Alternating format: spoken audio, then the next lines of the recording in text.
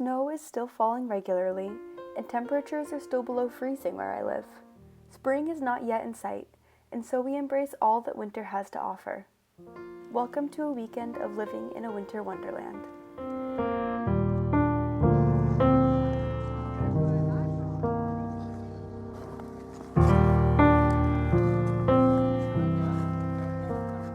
Going outside is a necessity for my mental health year-round, but especially during the winter.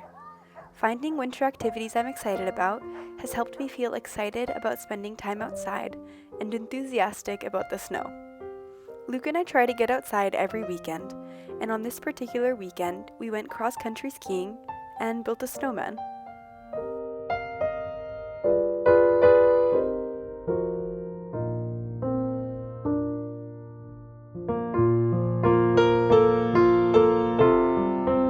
He's excited! He has fingers!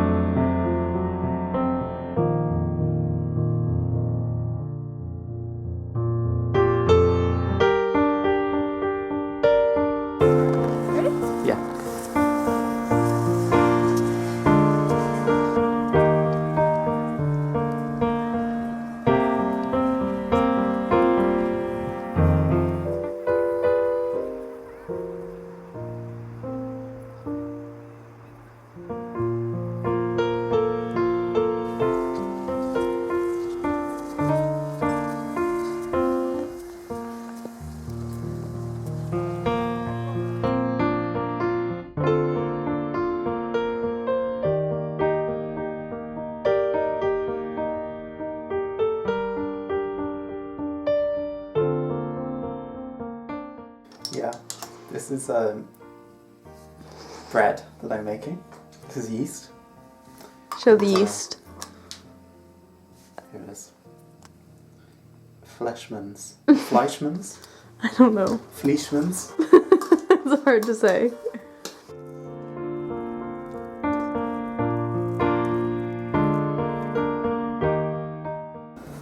Do you feel like a star? Yeah. Look, I'm on Bake Off. Yeah. This is, when you get to this point, it starts to feel like a really nice, like smooth, silky dough. And then when you touch it like this, it starts to bounce back. How long have you been kneading for? About 5 minutes, and then keep going. How long total? About 10 to 15 minutes total. Okay.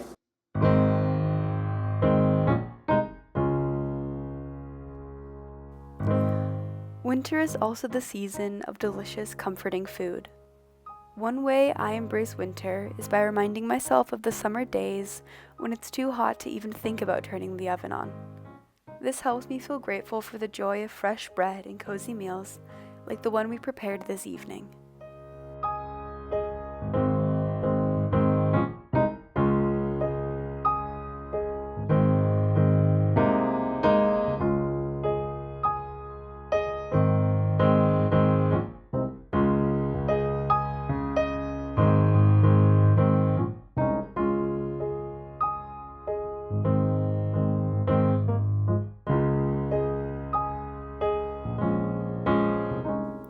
On this evening, we made one of my favorite dinners.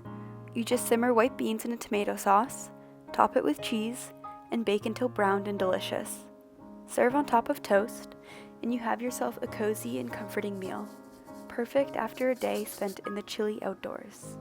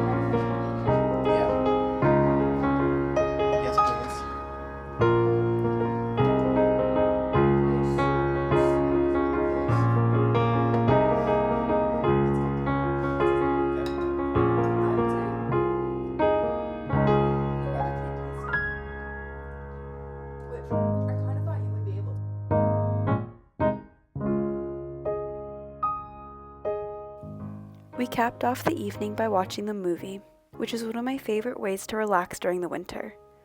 There's something about being absorbed in a movie that can make you forget everything else going on in the world.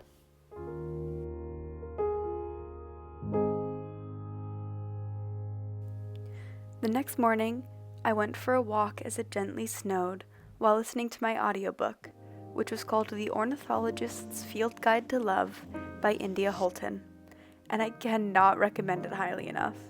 I was actually laughing out loud as I walked around my neighborhood this morning.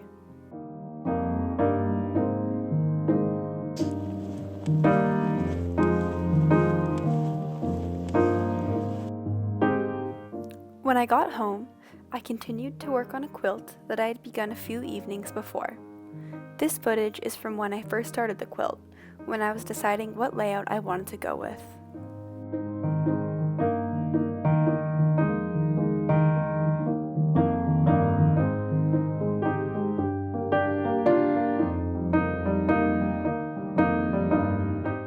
These are some of the layouts I was debating, but I decided on a different one in the end because I didn't think that these were cohesive or intentional enough. My next step, Sunday after my walk, was to sew each row from the individual squares and then to sew the rows together. In total, the quilt has 4 rows of 3 squares.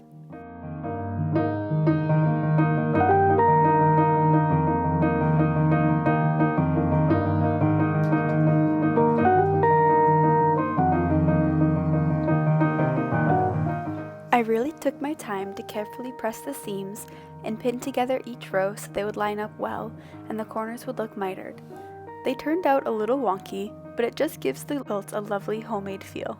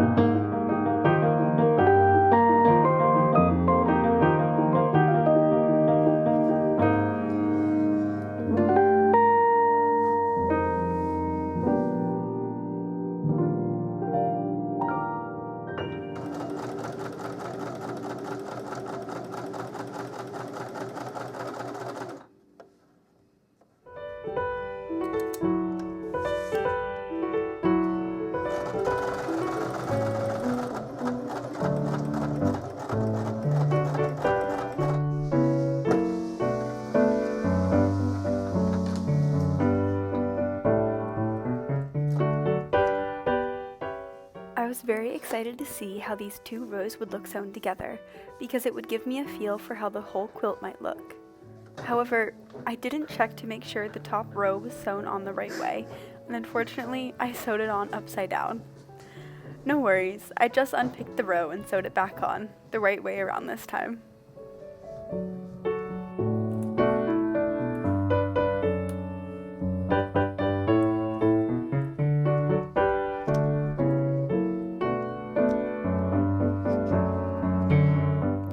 Here I am finishing up the top later that week, and now I'm ready to actually begin quilting it together.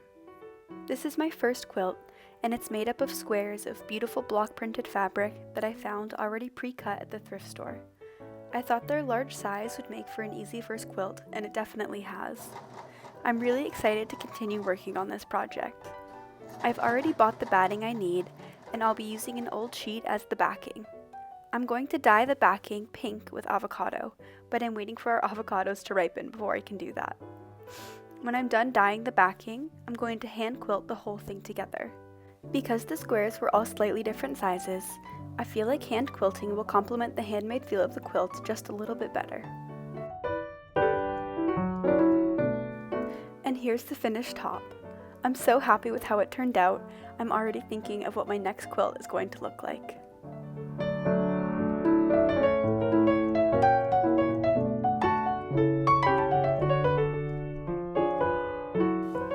Later that night, we decided to go out for burgers, but before we left, I painted my February page on my watercolor calendar.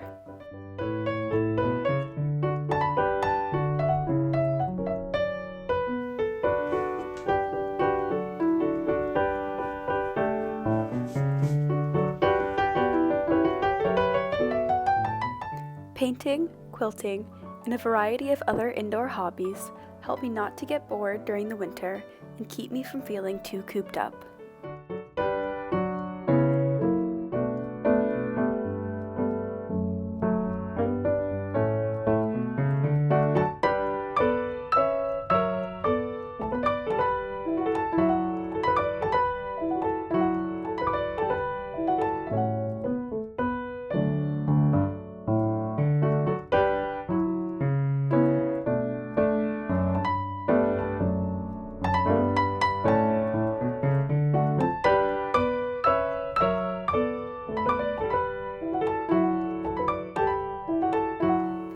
These burgers were exactly what I needed to end the weekend. Sometimes in the winter, everything can feel 2 times as hard. Not having to make dinner or do the dishes for a night can truly make all the difference. On our way back home, we got caught in some snow, but there is something about snow in the streetlights that is so beautiful to me. Thank you so much for watching, and I'll see you in the next one.